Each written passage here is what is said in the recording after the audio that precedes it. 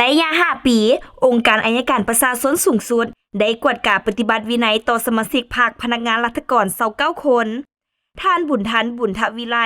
รองเลขาคณะบริหารงานพรรครองหัวหน้าองค์การอัยการประชาชนสูงสุดได้ให้สัมภาษณ์ต่อสื่อมวลชนเนื่องในโอกาสครบรอบ50 ปี แห่งการสถาปนาสาธารณรัฐประชาธิปไตยประชาชนลาว และวันเกิดประธานไกรสอนพรหมวิหารครบรอบ105 ปี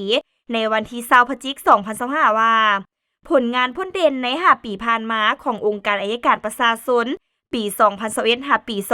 2025 องค์การอัยการประชาชนสูงสุดได้เอาใจใส่นำภาษีน้ำองค์การอัยการประชาชนแต่ละขั้นจัดตั้งแผนขยายมติกล่องประชุมใหญ่ครั้งที่ 9 ของพรรคมติกล่องประชุมใหญ่ครั้งที่ 5 ขององค์คณะพรรคองค์การอัยการประชาชนสูงสุดก็คือแผนพัฒนาเวียกงานอัยการประชาชน5 ปี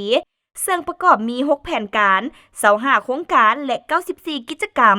ผ่านการปฏิบัติตัวจริงแม้นมีผลสำเร็จหลายด้านพ้นเด่นสำหรับเวียกงานกวดกาและต้านการส่อราษฎร์บังหลวงได้กวดกาการจัดตั้งปฏิบัติมติคำสั่งกฎระเบียบของพรรคการเงินของพรรคแต่ละระยะค้นคว้าคำร้องคำเสนอต่างๆจำนวน72 ฉบับแก้ไขสำเร็จ69 ฉบับในนี้ได้กวดกาและปฏิบัติวินัยต่อสมาชิกพรรคพนักงานรัฐกร29 คน